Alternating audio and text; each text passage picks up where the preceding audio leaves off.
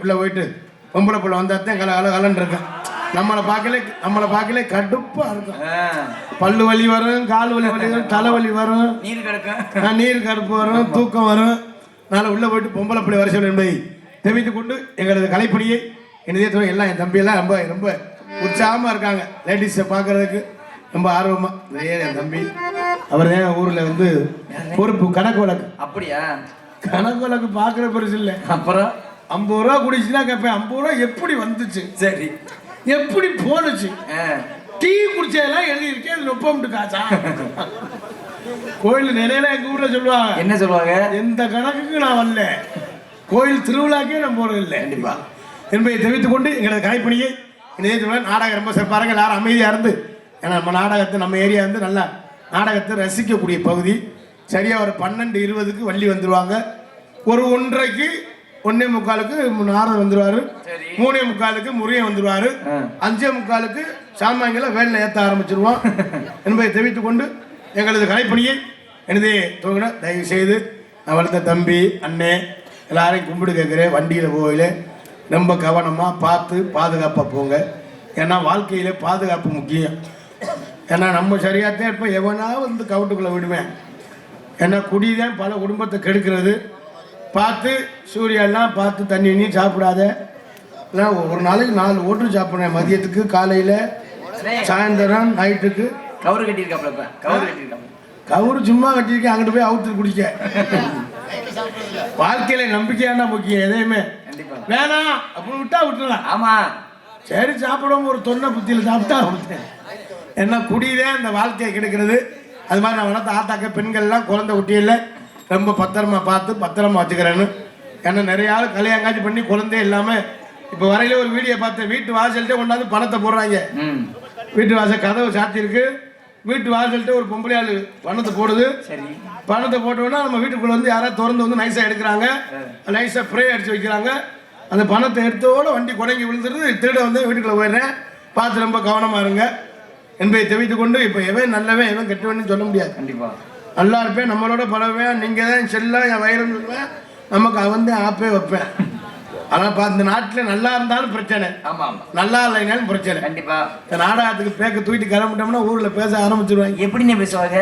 Daily நாடகம், எவன் தேவத்தை தண்டி உருவத்தை நாடகத்தில் போடுறாங்க. டெய்லி பேக்க தூக்கி கிளம்புறாங்க. கண்டிப்பா 5000 6000 நம்மளே வளர்க்க, நம்ம பிள்ளைங்களே இருக்க பிராந்தியே கூட்டிக்கிட்டு இருக்காங்க. கண்டிப்பா எப்படித்தான் பேச ஆரம்பிச்சு நாடகத்தை சம்பாதிச்சு சரி கார் வாங்கிட்டோம்னு சொல்லுவேன். நம்ம கார் வாங்கி ஓட்டுறது நமக்குத்தான் தெரியும். காரை விட்டு நைஸா பைக்கில் ஒன்று வச்சுக்க. என்ன சொல்லுவியா தம்பி, கார் வாங்கினாலாம் டிவி கட்ட வழியிலையும் தூக்கிட்டு போயிட்டோம்னு சொல்லுவாங்க. காரை விட்டுட்டு பைக்கை விட்டுட்டு நடந்து ஒன்று வச்சுக்கவே என்ன சொல்லுவாங்க, ஊருக்காரன் பேச ஆரம்பிச்சு. எப்படி ஊரு காசை திங்கவும் சுகர் கூட்டிருச்சு, நடந்துக்கிட்டே இருக்குன்னு சொல்லுவேன். ஒன்று நம்மளை சாக விட மாட்டேன், வாழ விட மாட்டேன். அவனும் சாக மாட்டேன், அவனும் நல்லாவும் இருக்க மாட்டேன். இந்த வாழ்க்கையில இதுதான் பிரச்சனை. ஒருத்தர் நல்லா இருந்துடக்கூடாது. ஒரு ஊர்ல ஒருத்தர் நல்லா இருக்குன்னா நமக்கு தான் பெருமை.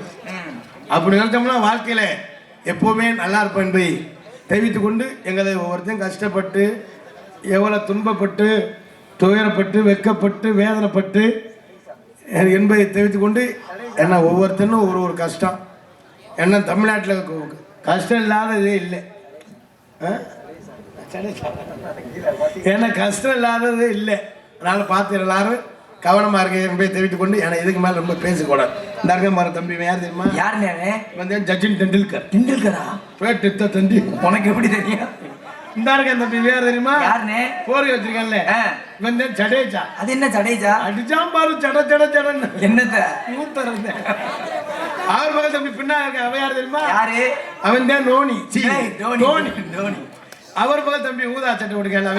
அவர் யாரு? புழுத்துணி. அவ யார் தெரியுமா? யாருன்னு? அவன் தான் இவன் கங்குலி நக்குமால வச்சிருந்தாங்க.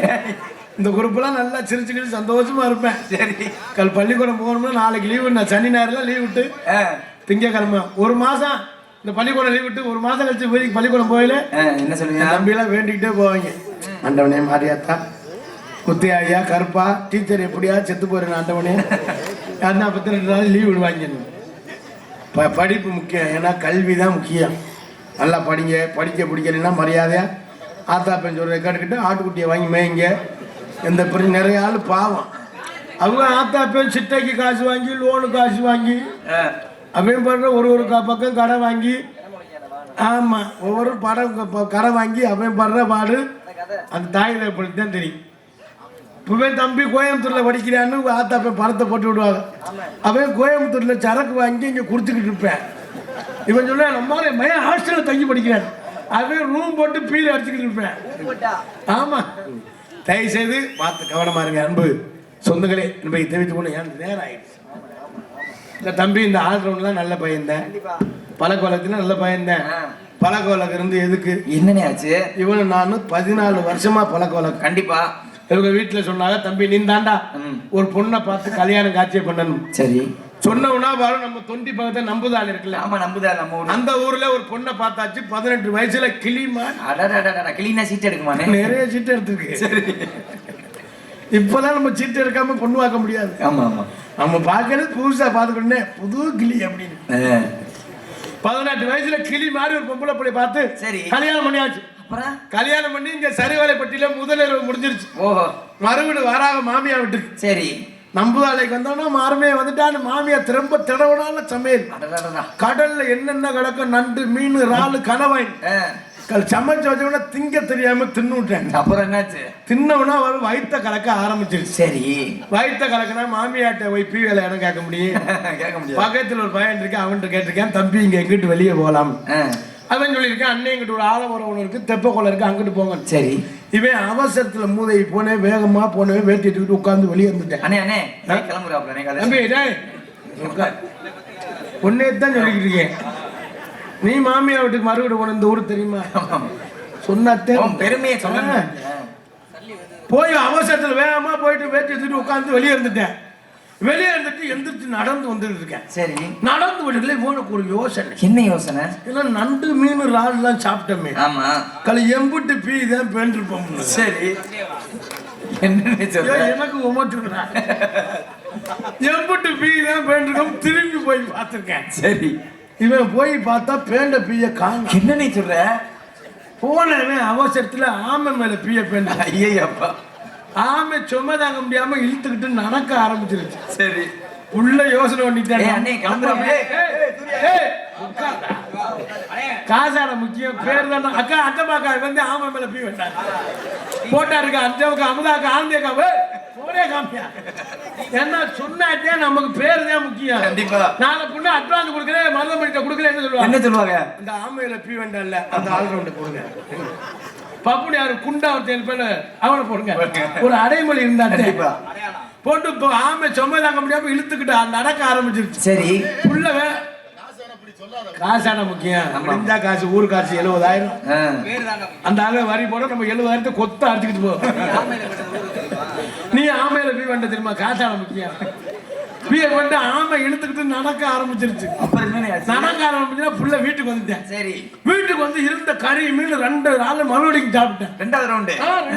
ஏன்னா கடற்கரை ஏரியா புதுசா கண்டு ஆகுவாங்க டிக்கெட் சொல்லி பசிக்கும்ல தின்னுட்டேன்.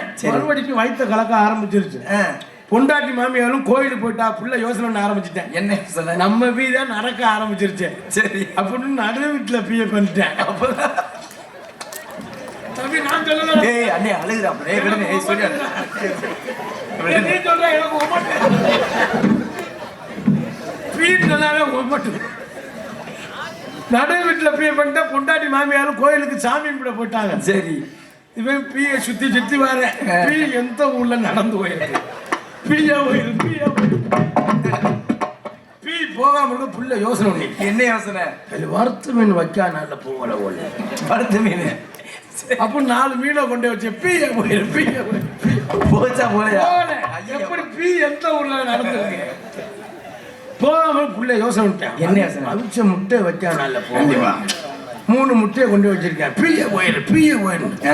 போகாம புள்ள யோசனை பண்ணிட்டேன். என்ன யோசனை? அப்பளம் பாயசம் ஊத்தா நாள போகல ஓல. சரி, அப்படின்னு அப்பளம் பாயசம் விட்டு பீய போயிரு, பீய போகல. சரி, போகாம இருக்கு. உனக்கு ஆத்திரம் வந்துருச்சு. என்ன பண்ணாரு? ஆத்திரம் வந்தா வேகமா அடுப்பா கடைக்கு 25 விறகு கட்டி எடுத்துட்டு வந்துட்டேன். எடுத்துட்டு வந்து சுத்தி வரேன். பீய போயிரு, பீய போயிரு, பீய பீ போற மாதிரில பொண்டாட்டி மாமியார் அங்கிருந்து கோயில் போட்டு அங்கிருந்து வர இவன் ஓங்கிக்கிட்டு பீல அடிச்சு பீ தெரிச்சு மாமியார் தலை வாயிலாம் பீ அப்பா பொண்டாட்டி மசுரெல்லாம் பீ சரி வீடுலாம் சந்தனம் தொலைச்ச மாதிரி இருக்கு செவருக்கு வரலாம் அதோட அந்த பொம்பளை பிள்ளை கோச்சிட்டு போனது டேய் எங்கடா டேய் வாடா டேய் காசான முக்கியம் அக்கா வந்து மாமியா வீட்டுல பீ வேண்டாம் போட்டா அம்மா ஆந்தி அக்கா ருக்குமணி அச்சம்மா வெள்ளையம்மா எடுத்துக்க மாட்டேன் ஆமையில பீ வேண்டா சூர்யான்னு எழுதிட்டேன் யூடியூப்ல ஹெட்லைன் போட்டு தம்பி வாயா வாடா ஒரு பாட்டு பாட்டீங்களா சுத்தி சுத்தி பிய வயிறு சுத்திட்டு அடிச்சு பீ தெரிச்சு கண்ணா பிள்ளான்னு போயிடுச்சு அதோட மறுபடிக்கும் ஒரு பொண்ணை பார்த்து கல்யாணம் காட்சி பண்ணியிருக்கு சரி அங்கே பீ ஏழில் மூத்தரமான ஆண்டவனுக்கு தேர்ந்து ஆனால் பார்த்து ரொம்ப சிறப்பாக இசைக்கக்கூடிய என்பதை தெரிவித்துக் கொண்டு எங்களது கலைப்பணியை என்னதே நன்றி என்னை சாப்பாடு ஏற்பாடு ரொம்ப சிறப்பான முறையில் சைவத்துக்கு செய்வோம் அசைவத்துக்கு அசைவம் ரொம்ப சிறப்பான சாப்பாடு ஏற்பாடு செய்த விழா குழுவினருக்கு நெஞ்சார்ந்து அண்டி முத்தையமைச்சர் சொல்லியிருந்தாங்க ரொம்ப சிறப்பான உபசரிப்பு அன்புகளை சார்ந்து நன்றியை தெரிவித்துக்கொண்டு இந்த நாடகத்தை ரொம்ப சிறப்பாக நடத்தி கொண்டிருக்கின்ற எனது அன்பு தம்பிகளுக்கு நெஞ்சார்ந்து நன்றி செல்லை ஐயனார் இளைய தலைமுறைகள் அத்தனை அன்பு சொந்தங்கள் நெஞ்சார்ந்து நன்றி ஏன்னா இப்போ நம்ம இதே மாதிரி ஒற்றுமையாக இருந்து ஏழை எளிய மக்களுக்கு ஒரு உதவி பண்ணணும் உதவினா பிராந்தி பாட்டி வாங்கி கொடுக்குற உதவி இல்லை கணேஷ் கோயில வாங்கி கொடுக்குற அது உதவி இல்லை 4 பேருக்கு ஒரு படிப்புக்கு ஒரு உதவி ஒரு முடியாத ஆளுக்கு ஏதோ நம்மளால் முடிஞ்ச இவ்வளோதான் செய்யணும்னு ஒன்றும் சட்டம் இல்லை ஒற்றுமையாக இருந்தோம்னா வாழ்க்கையில் எப்போவுமே நல்லாயிருக்கும் எசமாலே எங்கள் நம்ம புளியால் பக்கத்தில் நெய்வேலின்னு ஒரு ஊர் இருக்குது இங்கே எங்கள் சொந்தக்காரர் இருக்காது இளைஞர் மன்றத்தில் மட்டுமே 30 லட்சம் ரூபா பணம் வச்சுருக்காங்க 30 லட்சம் ரூபா கண்டிப்பாக இளைஞர் மன்றத்தில் மட்டும் 30 லட்சம் கோவிலுக்கு வரி போடுறது போகாமல் அவங்க தனியாக வரி போட்டு 30 லட்சம் வச்சுருக்காங்க இது மாதிரி நல்ல கட்டதுக்கு முக்கியமான ஒரு வீட்டில் ஒரு குடும்பத்தில் ஒரு கல்யாணம்னா அவங்க எங்கே வேலை அத்தனை எல்லாருமே வந்துடுவாங்க ஆனால் எங்கள் ஊர்ல எல்லாம் மேமுச்சமான காசு இருக்கு ஏன் எவ்வளவு 8300 ரூபா இருக்கு அதுவும் கரண்ட் பிள்ளைங்க கட்டத்தே வச்சுருக்காங்க அதனால் உண்மையிலே ஒற்றுமை முக்கியம் இந்த தம்பியை கொடுக்க செல்லை ஐயனார் இளைய தலைமுறைகள் அதுதான் முக்கியத்துவம் கண்டிப்பா அதனால இளைஞர்கள் வளர்ந்து வரையில நம்ம ஊர் பெரியவர்கள் நல்லா ஒத்துழைப்பு பண்ணணும் நம்மால் பண்ணுறாங்க என்ன இளைய தலைமுறை மயில கொடுங்கண்ணே உங்களுக்கு தெரியாது மயிலுக்கு இவங்க நடத்தி இது பண்ணாங்க அப்படின்னு சொல்லப்படாது எல்லாரும் ஒத்துழைப்பு இருக்கணும் வாழ்க்கையில் ஏன்னா உங்க காலம் வேற இப்போ உள்ள காலம் வேற என்பதை தெரிவித்துக் கொண்டு எங்களது கலைப்பணியை இனிதே துவங்கின நன்றி